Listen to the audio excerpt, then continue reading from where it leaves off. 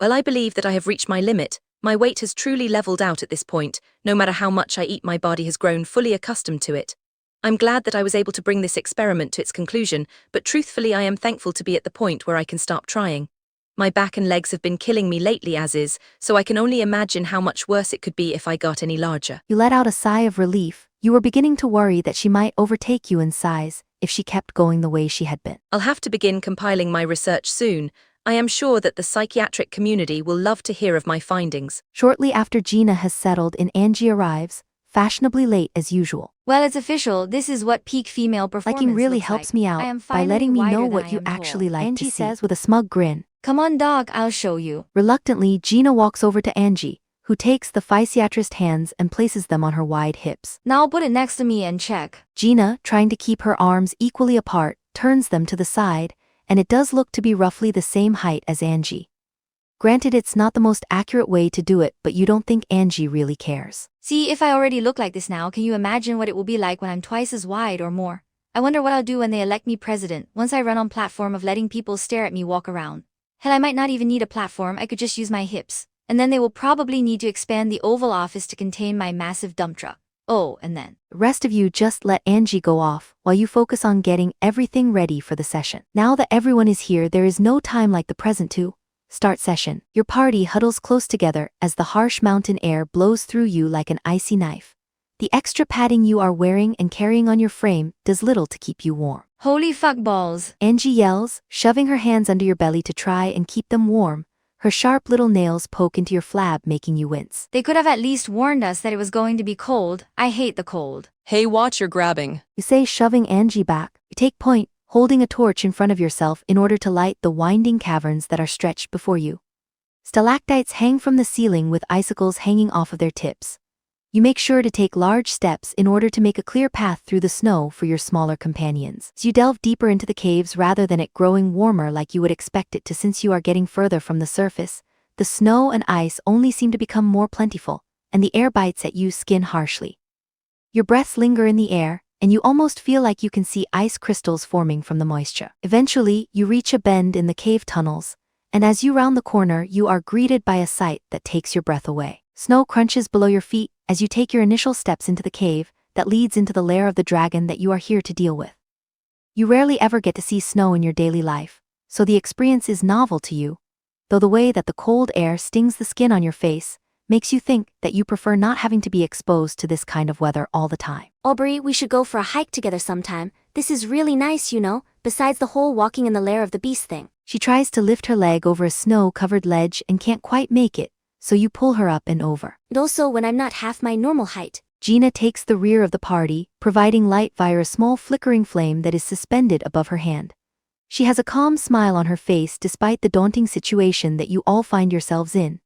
She lets out a soft sigh. The calmness of undisturbed snow, it really helps to put my mind at ease. She says to no one in particular. Why didn't they give me warmer clothing? Angie yells, rubbing her hands up and down her arms in an attempt to warm herself. Maybe they don't make goblin wear in your size. Oh shit, you think that's it? I guess I am pretty astacular right now. Angie says, placing a hand on her hip and jutting it out to the side. If that's the case, then it's like the universe itself is telling me to show skin. I'll suck it up because the fates are saying that I can't keep what I've got going on to myself. Cave opens up into an underground cavern that must reach up high into the mountain. You are unable to see the top of it. Standing tall and proud in the center of it is a palace constructed entirely out of ice that is so pure that it shimmers like crystal. It is so tall that looking up to its precipice is enough to cause you vertigo. Holy shit. Even Angie is left speechless at the sight. Your party just stands in stunned silence for a few moments, but you recognize that your task is ahead of you all. You douse the torch, the cavern is bright with an eerie white light, and you unsheath your sword, preparing yourself for whatever comes next. Come on, let's see what we can find. You say as you begin to march. Snow is compact and gives a solid foothold. Arches of ice stretch along the sides of the cavern and connect to spires of the castle, acting as some kind of walkway that leads to other smaller caves that pockmark the walls of the cavern. Littering the vast snow wasteland that leads to the castle, you see the frozen remains of other fallen adventurers. Tattered banners and frost-crusted armor over mummified flesh and sunken eyes. The sight leaves a pit in your stomach, and you feel Stephanie bump into your butt as she follows you very closely. Sorry. She whispers. Despite the size of the area, it is deathly quiet, the snow absorbing almost all sound, and it puts your party on edge, no one wanting to break the silence in fear of alerting whatever is lurking. After what feels like an eternity, you reach a large ice staircase that leads up to the entrance into the palace, a grand set of doors constructed of ice bearing the way. The massive ice doors stand stalwart in front of you, preventing easy access into the palace. You rap a knuckle against the door, it feels incredibly sturdy, and the ice is thick enough that you can't hear anything through them. You doubt that you will be able to break these without a lot of wasted time and effort. You scope out the sides of the palace and find many large glass windows with frames made out of rock-solid ice. You search the windows for some kind of latch or way to pry them open, but can't seem to find anything of the sort. However, as you search, you do find a window with a noticeable crack inside of it. You take your sword and swing it hard overhead and into the cracked glass of the window, causing it to shatter. The room you find inside is covered floor to ceiling in ice and shelves. You climb through the now open window and drop into a room that looks like a larder, but everything is chilled. Frozen meats and other various dishes are frozen in place. You look over the shelves at what is available: meat, frozen fruit breads, tubs of ice cream.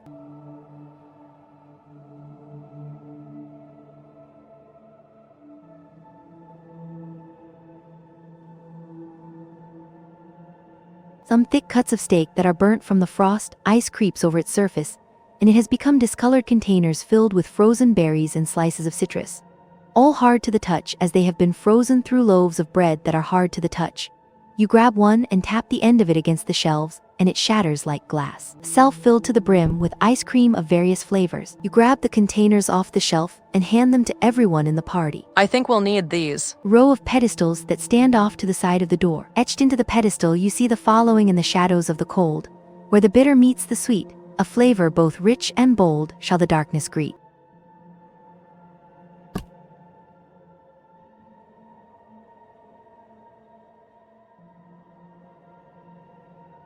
Etched into the pedestal, you see the following: where winter's chill does blush, a flavor bright and fair, like petals in the snow's hush, finds its place with care.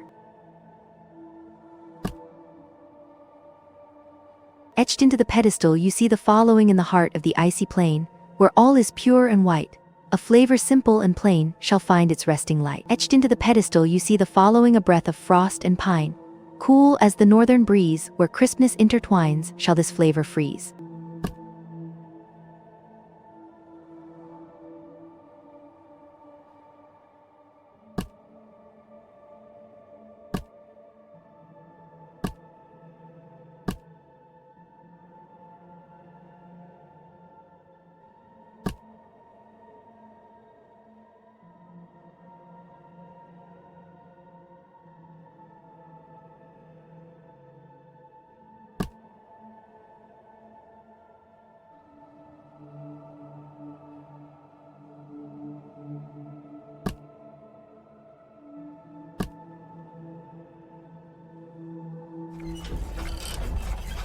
As you place the last bowl of ice cream, there is a loud mechanical sound of gears turning. You suspect that the front door has been unlocked. As you push open the door into the palace, you hear a hearty gulp and turn to see that your party is in the process of finishing off the tubs of ice cream that you gave them to hold. Whatever was in the ice cream has caused them all to put on a significant amount of weight. What? It's not like we needed them anymore. Exploring the palace interior, you constantly find yourself having to catch you balance as your feet slip on the slick ice floors. You try to use the random patches of snow that litter the floor for grip, but that is not always available. You assume that this isn't an issue for Volkarath themselves, but any visitors must also have a hell of a time navigating. Well, I can't button up my parka anymore. I didn't even eat that much this time. How did I get so big already? Having indulged on the ice cream that you gave her, Gina has plumped up considerably in a short amount of time. Her chest is heaving, and her meaty thighs pull the fabric of her robes tight. Her soft belly wobbles with each step that she takes. Your eye meet for a second, and she notices you checking out her body. I know I should be more careful, but for some reason I find that the food within this simulation is simply top good to ignore. I've come to realize that if I am not taking advantage of what the game has to offer, then am I really doing my job as a playtester? She seems to be saying this more for her own sake than for yours. The leather of Angie's outfit was already skin tight, and now that she has plumped up further, it almost looked like bondage, her green flab overflowing from every possible place that it can. Got any more ice cream, Aubrey? I could go for fifths. The interior of the palace looks equal parts dangerous and beautiful, as strands of decorative ice stretch around the room in ornate patterns. You find the door that leads to the deep freeze, and it is equally as unopenable from this side as it was on the other. Beautifully carved statue of a woman dressed in long flowing robes, her arm raised skyward, as if to cast some sort of spell. Ooh, she is so pretty. A large imposing ice sculpture of a dragon that towers over those that stand before it. It is so detailed that you worry it might just leap off its pedestal and swallow you whole. You come across an expansive library with many shelves crammed with books. Perhaps you can find something of interest here. Text about ice dragon, text about confectionaries, history shelf, magical texts. The wall of the library is filled with books based on all aspects of magic, whether it be powered by faith, sorcery, alchemy, and the like. It is well beyond your scope of understanding. Someone could get lost in these books for decades. There is so much here. A collection of books about the history of this world and its various cultures and species. It seems rather extensive. This dragon is a nerd. This should be a cakewalk. You find some loose floorboards, and when you lift them, you find a stash of blueberries. You grab a handful to use for baking. Cream puffs. Scrawled into the book is some writing that reads vanilla extract can be found in the hidden alcove behind the second ice sculpture in the grand entrance hall. The ice sculpture of the dragon's victory. Apple pie. Scrawled into the book is some writing that reads ground nutmeg is stored in a hidden compartment within the kitchen pantry, beneath the false bottom hidden on the third shelf. Snowflake muffins. Scrawled into the book is some writing that reads the blueberries are hidden in a compartment beneath the history shelf of the library. Look for the loose floorboard near the far corner and lift it carefully to reveal the stash of blueberries. They are preserved via magical means. Hide of an ice dragon, often described as being harder than the thickest glacier, possesses a cold, impenetrable surface that reflects all but the most determined blows. However, beneath its gleaming, icy exterior lies a surprising fragility. When struck with enough force or precision, especially by weapons imbued with fire or other opposing elements, the crystalline structure of its scales can shatter, leaving the dragon exposed and vulnerable.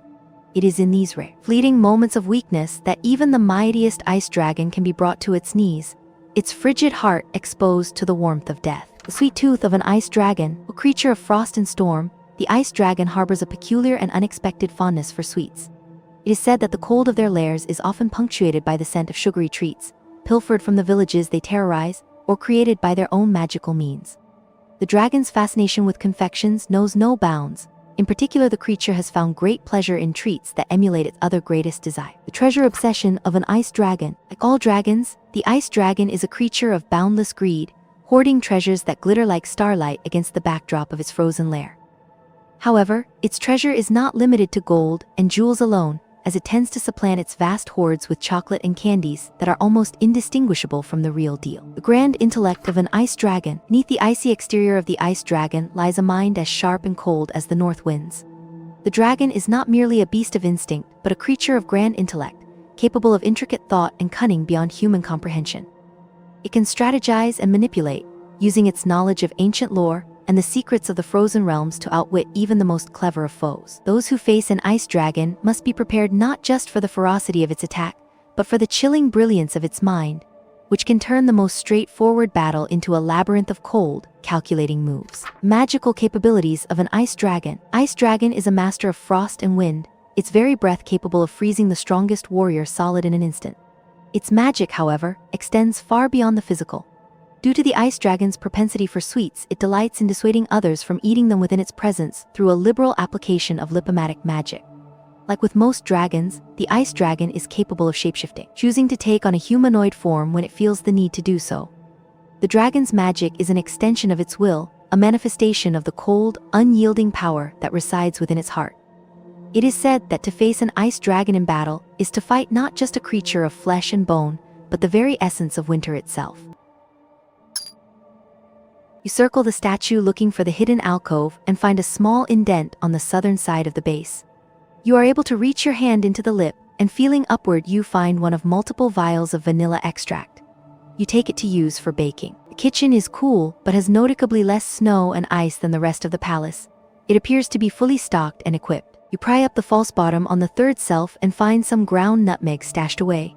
You take some to use for baking. You don't know how you managed to make something this awful from otherwise fine ingredients, but you don't think anyone could stomach it based of the smell. You toss it to the side and try again. Butter.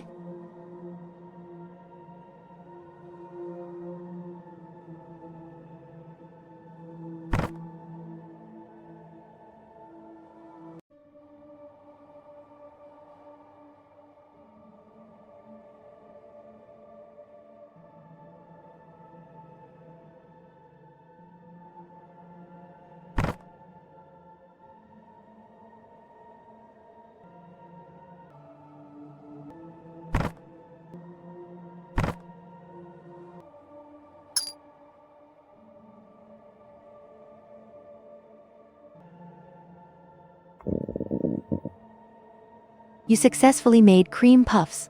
The sound of your party members' growling stomachs greet you. Who gets to eat the cream puffs? That does look quite tasty. Gina takes the cream puff in hand and graciously takes a bite, quickly followed by another, before she shoves the whole thing in her mouth. Her body is racked by an onslaught of sudden weight gain.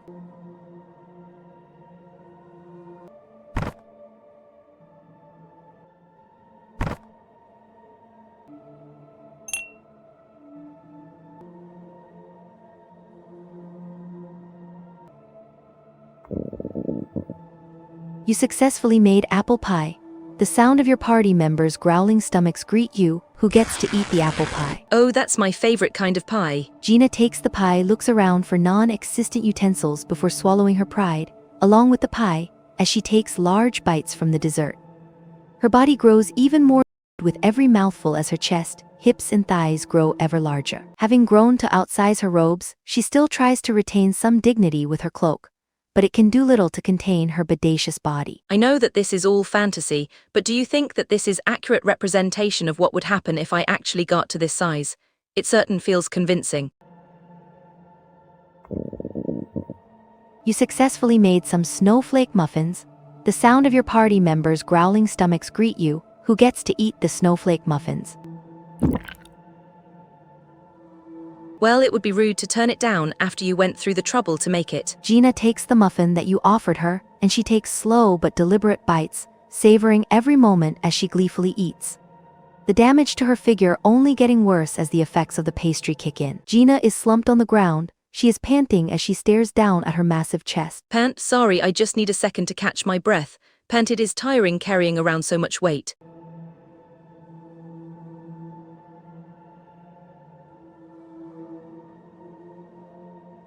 Oh, I've already had a cream puff. Perhaps one of the others would like it instead. I knew I was your favorite. Angie says as she flicks the cream puff into the air and lets it fall into her waiting mouth. She chews and swallows with gusto, and in a fraction of seconds her body erupts with weight. As American as baseball, processed cheese, and unregistered firearms. Angie says as she crams the whole slice into her mouth, flakes of crust dirtying her cheeks. She chews and swallows with gusto, and in a fraction of seconds her body erupts with weight. Inevitable happened. Her much too tight clothing finally lost the fight, and her chest, belly, and gigantic ass all burst forth violently, the floodgates opening and her fat flies free in a cascade of wobbling green adipose. Angie looks down at her heavy body and grabs a satisfied grin on her face. Much better, now I've got more space for more treats. Keep them coming, Aubrey. You know, I've always been annoyed when places call things something fancy just to make people think they are special. Like, these are just blueberry muffins. Angie complains between mouthfuls of the muffin, clearly not so upset that she won't eat them. She chews and swallows with gusto, and in a fraction of seconds her body erupts with weight. Angie sashays in front of your body, putting extra effort to make sure that her hips sway as much as possible as she walks. Though you don't think that she needs to try so hard. Her ass is like two overinflated beach balls that are in constant competition for space, rubbing against each other and causing them to clap loudly with each step. She looks extremely happy with herself. Watch where you're walking, everyone. I barely have control over this magnificent piece of ass. Maybe I should get one of those alarms for when a truck backs up. Wide load, proceed with caution, huh? You know how much I love your baking. Stephanie hops forward and bites the puff out of your hand with her mouth, eating the whole thing in one single motion. As soon as she swallows, you can see her swell up as her body fills with extra poundage.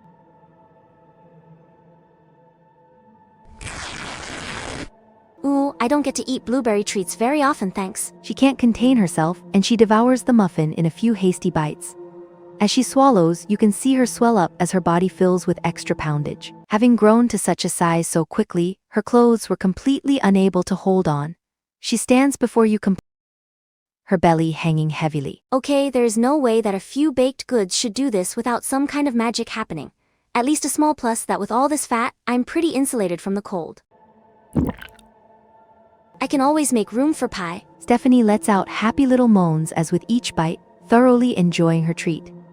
As she swallows, you can see her swell up as her body fills with extra poundage. Stephanie loses her footing and slips on the sleek floors of the ice palace, landing belly first, where she slides a small distance for coming to a stop. Her arms wrapped around the soft orb that is her stomach. Are you okay? You ask, helping her to her feet. Yeah, I'm good. Honestly, it was kind of fun, a bit like sledding.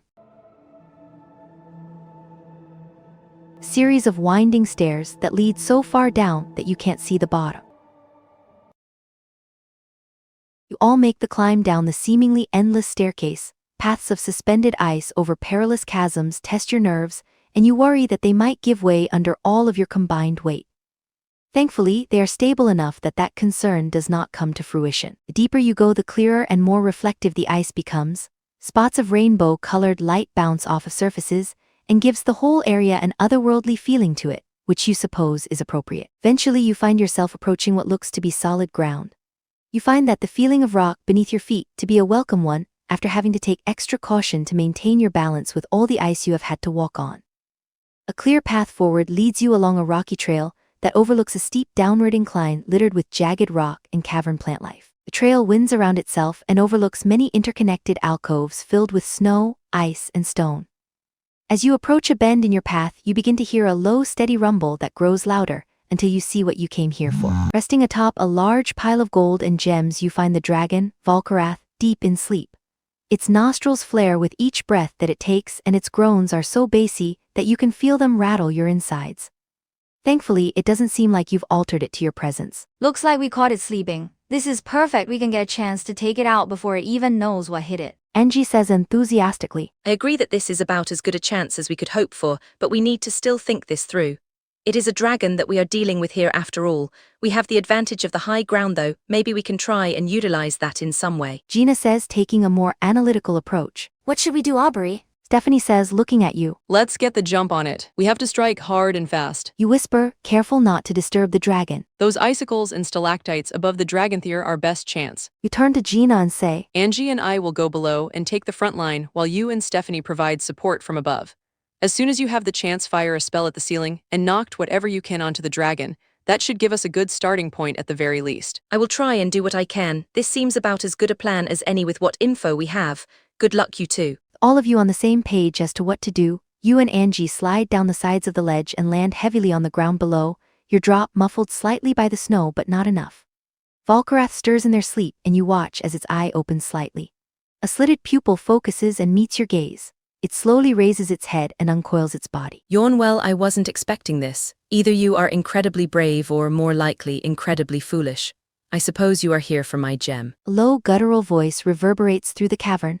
Volkarath's tone is condescending, and they clearly are not afraid of you or Angie. You're damn right, and once we finish flaying you like a fish, we will be taking it for ourselves. And to make sure that it doesn't cause any more harm. Yeah, sure that. Volkarath smirks and gets to their feet, towering over both of you. Well, please, by all means, you and your friends. They say, craning their neck towards Gina and Stephanie. I would love to see you try. Well, so much for the element of surprise. You say, holding your sword out in front of you.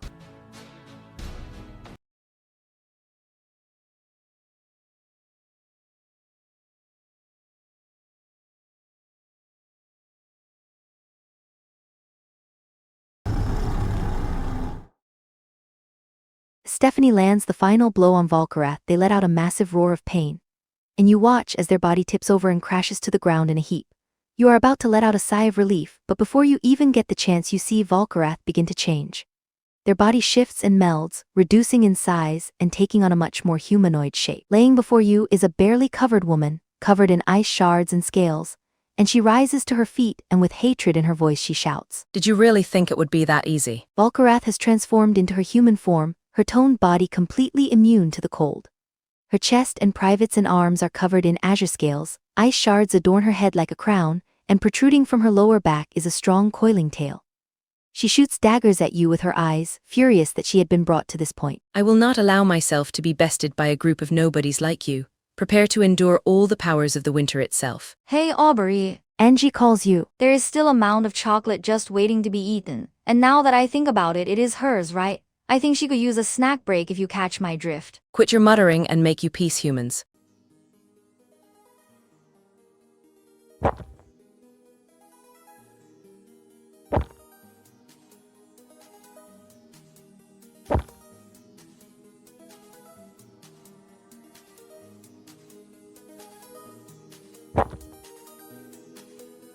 Hey hot dough yo think you're doing. Volkarath says with full cheeks. She is thoroughly distracted and loses concentration on the spell she was casting.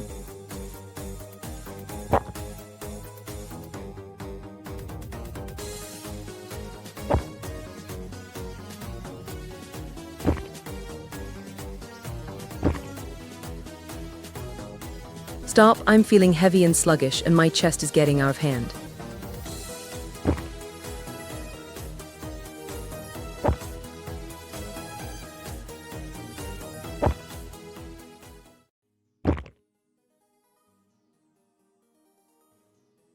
Gods, my belly is so fat and wobbly, but why does it feel kind of good?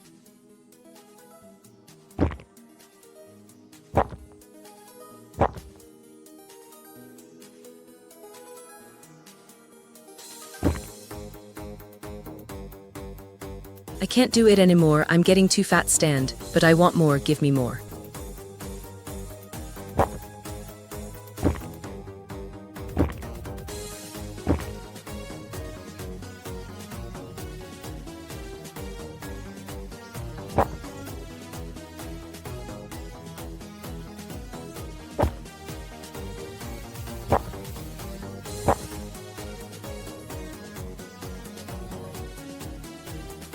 Oh, so good, don't stop, keep going, make me into a helpless blob.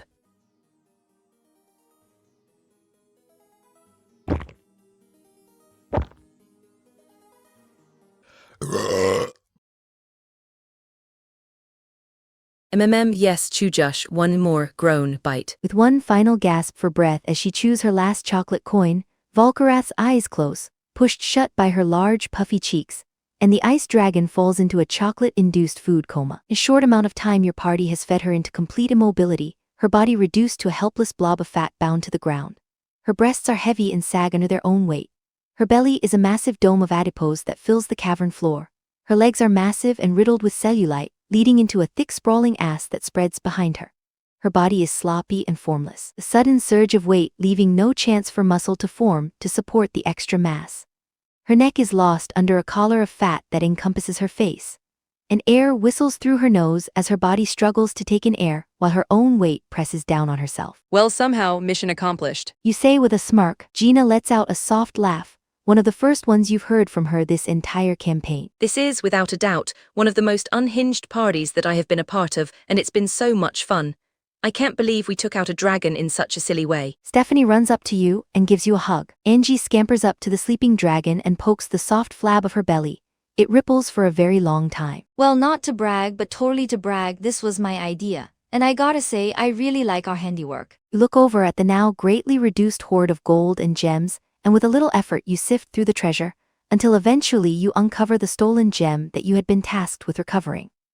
Just by touch you can feel the immense power locked within, the lipomatic magics just waiting to be unleashed. You tuck it under your arm and turn to the rest of your party, and this is when your vision begins to grow dark once more, indicating the end of today's session. Thus concludes the tale of Volkarath the Indulgent, and the exploits of the party that managed to end her reign of terror. To this day, it is said that if one listens closely while traveling the Forsaken Mountains, that the sounds of her endless snacking can be heard. The people of her realm experienced an era of peace unlike it had before, thanks to the powers of the Fatmancer's gem and its ability to create bountiful harvests. To commemorate the brave party's efforts, they were immortalized into stone, their generous visages found within the walls of their guild as striking statues that still stand proud for all to see. With Ophelia's epilogue ringing in your ears, you finally come to, sitting in your typical seat.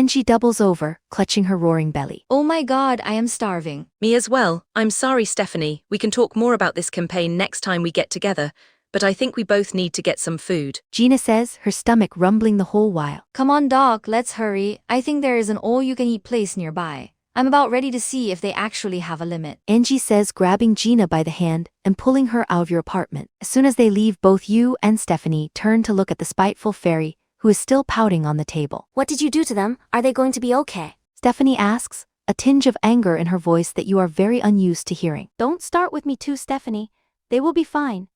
I just turned their already existing appetites to the max. It will wear off in a day. With how much the two of them have been eating since you started these sessions, you're curious just how much a day of unrestricted eating will impact their waistlines. You suppose you will find out next time you all get together. So, we are done with your story, Ophelia. Ophelia shoots daggers at you. Whoa, just asking a question, not saying anything one way or another about how it went. Sigh, yes. The story is concluded. I took inspiration from a well-known tale of heroism from my world. I may have taken some liberties, but it was faithful to the original tale. It is well known where I come from. Well, I had fun. Even though I couldn't follow everything that happened, I still think you did a good job making something that was fun to be a part of.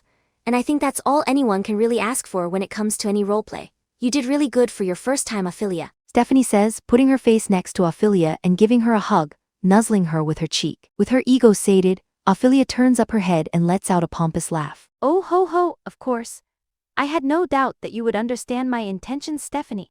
Feeling equal parts starved and exhausted, you raid the pantry for whatever snacks you can find, and then you and Stephanie chat away the rest of the evening before retiring for the night. I thought that maybe we could try playing some regular D&D now that we are finished with Ophelia's campaign. I kind of miss rolling dice and munching on chips. Plus, I think it will probably be good for the girls. Whatever was going on under the hood with them has really taken its toll on them. You'll see what I mean when they get here. Ophelia has set up the table with all the necessary nerd stuffs for a night of tabletop gaming. A bowl filled with dice of various colors and shapes. A DM screen set up at her seat, and a table-sized mat covered in square grids to track combat movement. A box of miniatures is hidden out of view next to table filled with various monsters made out of hard plastic.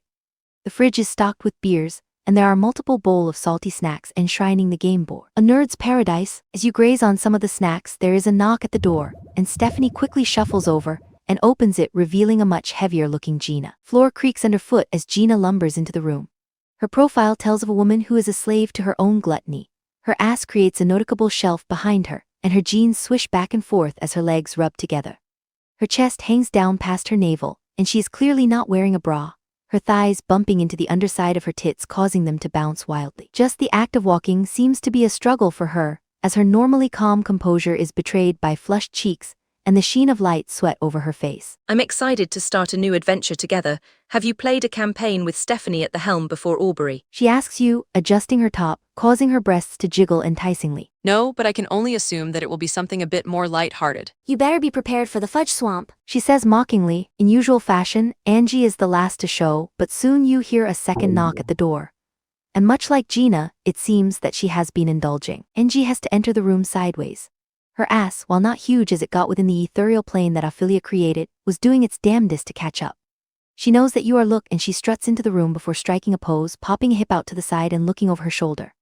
Her legs are thick and soft, covered in layers of fat, with her ass peeking out of the bottom of her huge, but still too small, booty shorts. Well, Lil Aubrey, what do you think? I can finally say that I'm bigger than you in at least one way. Your face betrays you as you blush at just how forward she is being, and her smug grin only grow wider. That's all I needed. You can look all you want, by the way. I'm not going to do dirty by saying you can't. I have a hard enough time pulling myself away from the mirror these days myself, so can only imagine what it's like for you. With everyone here, you all take your seats at the table. Luckily you have extra chairs for all the extra wide asses.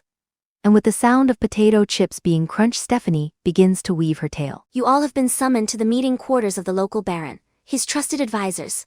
Ymir the Dark Elf Warlock, Domink the Dragonborn Fighter, and Dusty, the Warforged Bard, all sit in a candle-lit room waiting to meet with their lord. But that is a tale for another. So yeah, Big Aspirations has been taking a while. Mostly just time to edit the thing, since you know on higher stages like this one it gets a bit absurd. Hopefully it's fine. I do want to make more of these, but putting it together is much harder. Anyway, as always, check out my progress on the game I am building, and thanks to all my supporters.